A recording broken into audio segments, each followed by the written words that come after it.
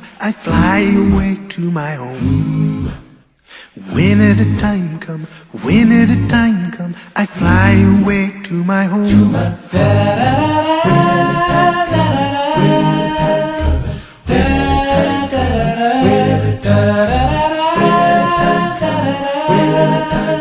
I fly away to my home. Yes. Maybe the morning, maybe the evening, I fly away to my home. Maybe the noonday, but soon I'll be leaving. I fly away to my home.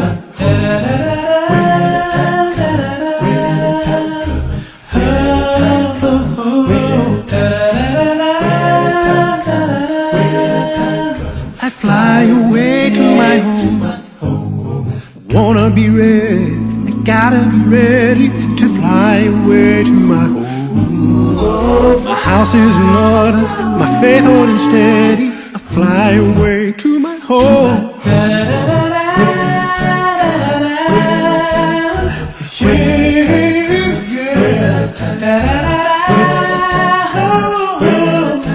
Oh, I'll fly away to my home.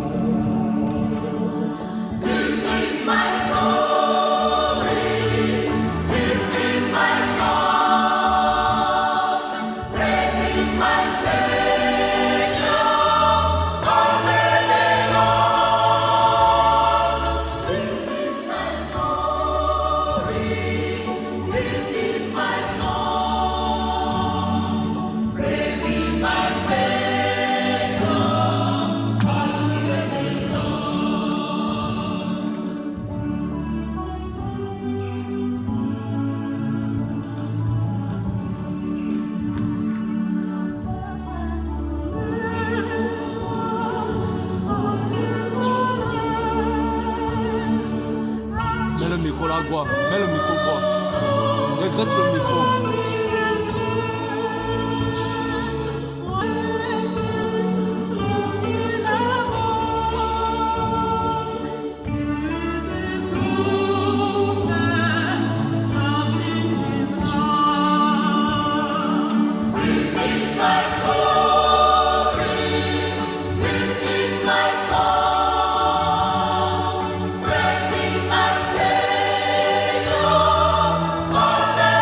Savior,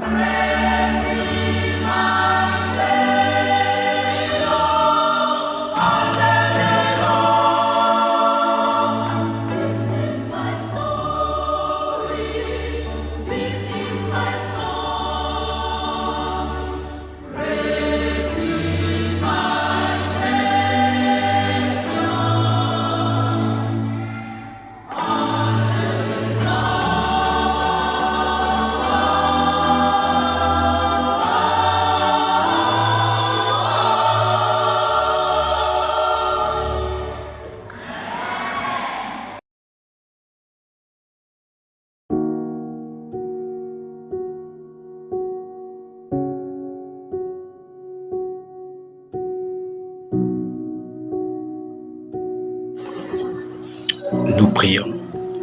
Éternel notre Dieu, nous te rendons grâce, te bénissons, parce que dans ton amour immense, tu as créé une fois de plus cette émission en cette soirée.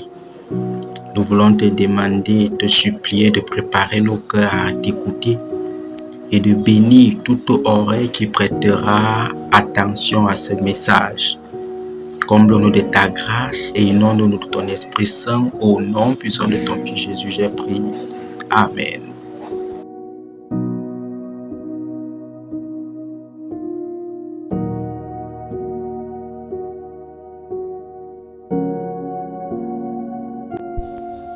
Shalom, peuple de Dieu. Je voudrais avec vous partager ce matin un verset biblique riche en enseignements et en leçons. Mais avant, nous avons cette histoire qui raconte que dans un village, il y avait un jeune homme qui possédait un cheval. Et son voisin possédait un potager.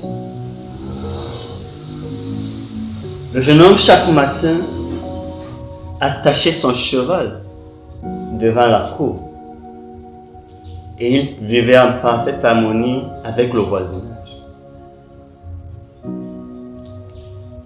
Alors un démon est venu et a simplement détaché le cheval alors que le jeune homme était discret à la maison, dans les travaux domestiques.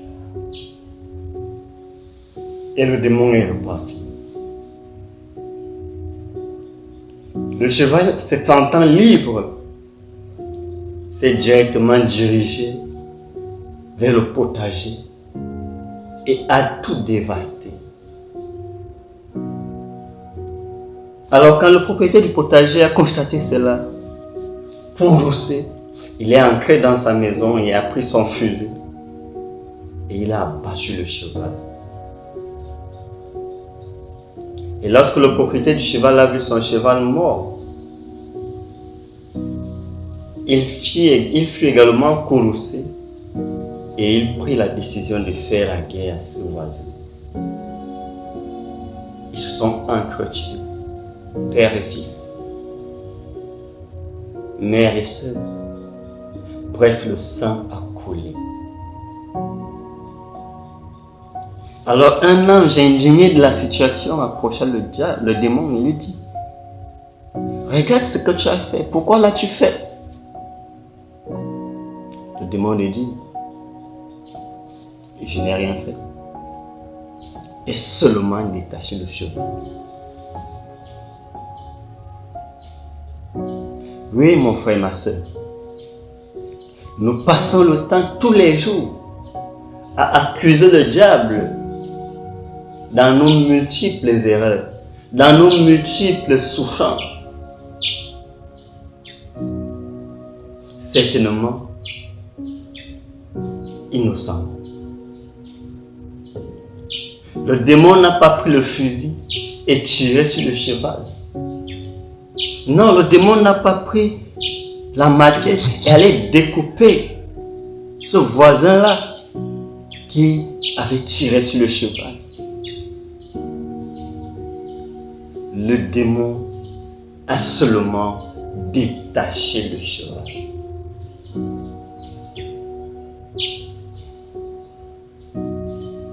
Nous passons le temps à nous entretuer entre nous. Nous passons le temps à nous disputer, à s'aimer la discorde, la zizanie, sous prétexte que c'est le diable qui nous a poussés. Le démon a répondu: je n'ai rien fait. J'ai seulement détaché le cheval.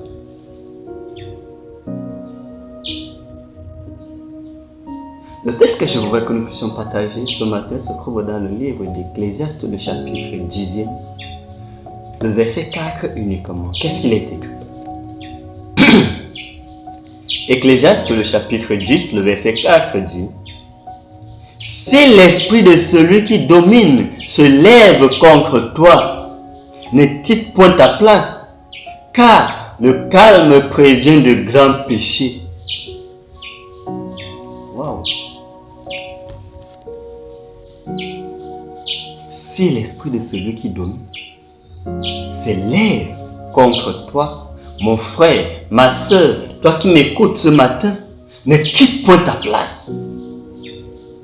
Car le calme prévient de grands péchés. Oui, mon frère, ma soeur, le calme prévient de grands péchés. Quand nous essayons de décortiquer, n'est-ce pas, ces textes, la première question qui me brûle les lèvres est celle de savoir quel est l'esprit de celui qui domine. C'est justement l'esprit de querelle, l'esprit de jalousie, l'esprit de méchanceté, l'esprit de sorcellerie. Et qui est celui qui possède tout cela? C'est l'ennemi incontesté et incontestable de nos âmes, le diable. Oui, mon frère, oui, ma soeur. Si l'orage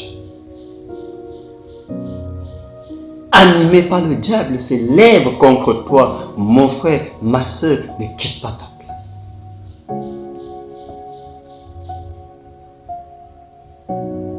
Beaucoup se disent, ils s'attendent que le diable va se pointer devant eux et dire, c'est moi le diable, je suis venu vous tenter, je suis venu vous éprouver. Non. Le diable passe par les personnes que tu aimes le plus. L'ennemi de nos âmes passe par notre entourage. Il passe par nos conjoints, nos enfants, nos frères, nos soeurs, nos parents. Et vous pouvez voir, c'est un parent qui de nos jours renie les enfants, chasse les enfants de la maison parce que l'enfant est délinquant, récalcitrant. Oh pasteur, cet enfant m'a déjà dépassé. Mon frère, ma soeur, si l'esprit de celui qui domine est passé par ton enfant, ne démissionne pas de tes fonctions de parent. Oui, ne démissionne pas. Garde le calme, parce qu'il prévient de grands péchés.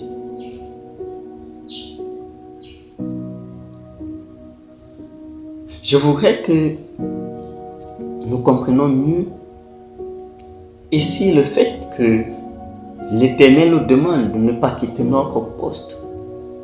Oui, c'est simplement parce que vous et moi avons des comptes à rendre à ce Dieu-là qui nous a confié ces postes-là.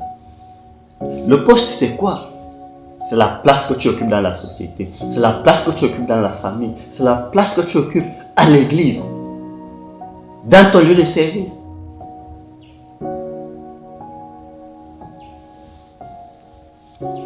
Beaucoup de personnes trouvent de belles excuses. Je ne pars pas à l'église le mercredi soir, le vendredi soir, le sabbat matin, parce que j'ai des couacs avec le pasteur, avec l'ancien, avec X membres. Mon frère, ma soeur, en le faisant, tu laisses ta place à qui là-bas à l'église? En le faisant, tu laisses ta place à qui là-bas dans le ciel?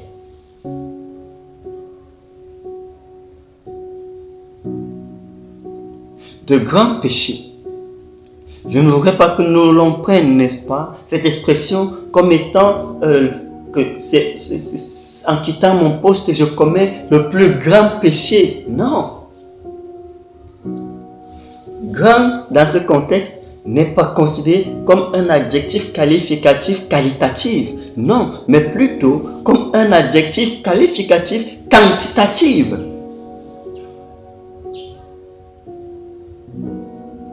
Quand tu démissionnes de tes responsabilités, de parents, de pasteurs, d'anciens, de diacres ou de quoi, je ne sais pas trop.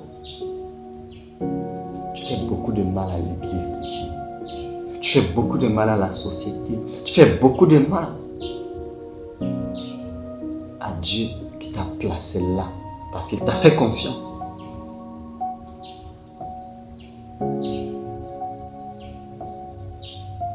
L'apôtre Paul nous dit dans le livre d'Éphésiens, le chapitre 6, le verset 12.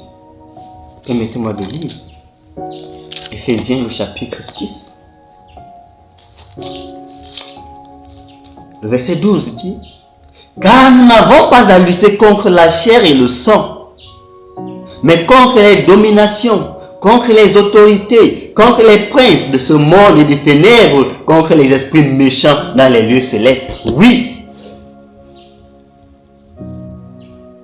cette personne qui t'a offensé, il est la chair, il est le sang. Ce n'est pas à lui que tu dois combattre.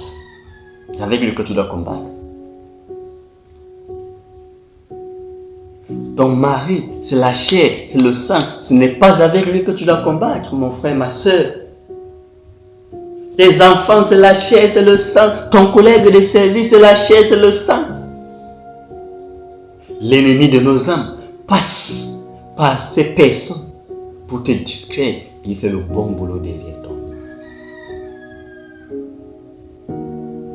Alors que toi tu es discret à haïr ton frère, ta soeur dans la société, lui, il s'assure de détruire ta place dans le royaume des cieux. Si l'esprit de celui qui se domine s'élève contre toi, ma soeur, ne quitte pas ta place. Le calme prévient de grands péchés. Le calme ici est synonyme de la confiance que tu fais à l'Éternel.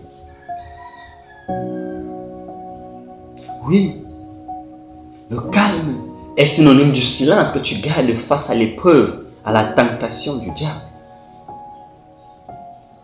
Et le Seigneur peut te rassurer dans Exode, le verset 14, le chapitre 14, verset 14. Garde ton silence, garde ton calme. Tu n'as pas à lutter contre ces personnes. C'est lui, le Seigneur, qui combat en ta place. Et la victoire, qui a été son partage au mont Golgotha, sera la tienne, au nom de Jésus. Mon frère, ma soeur, inutile d'abandonner, inutile de te décourager. Ce sont les armes fatales de l'ennemi de nos âmes que ce dernier utilise contre nous. Le découragement, la démission. Non. Persévère. Tiens bon et combat le bon combat. Et la couronne de vie te sera réservée. Si l'ennemi soulève la tempête des tribulations dans ta vie, ne regarde pas ton fils, qui est l'objet de tes chutes, entre guillemets bien sûr.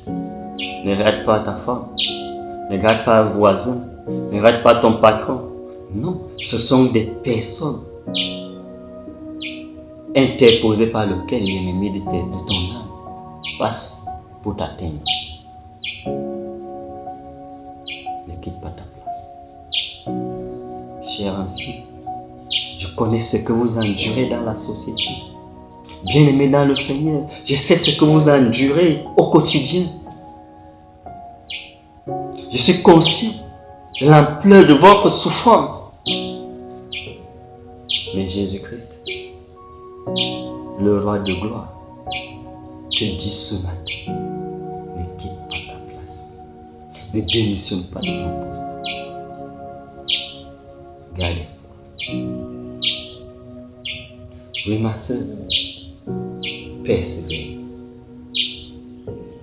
Jésus-Christ, le juste juge, te rendra justice très bientôt.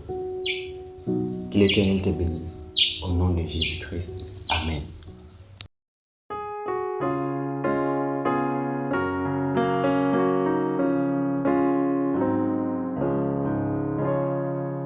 Poursuivons notre course avec persévérance et que rien ici-bas n'entrave notre ardeur. Déjà paraît le but aux sublimes espérances. Regardons à Jésus, regardons à Jésus, couronnant le vainqueur. Regardons à Jésus, couronnant le vainqueur. Si la route parfois est ardue et sévère, supportons vaillamment fatigues et douleurs, quand le chemin des cieux doit passer au calvaire. Regardons à Jésus, regardons à Jésus, couronnant les vainqueurs. Regardons à Jésus, couronnant les vainqueurs. Si l'ennemi cruel nous attend au passage, s'il cache sous nos pas des pièges destructeurs, s'il trouble notre foi, ne perdons pas courage. Regardons à Jésus, regardons à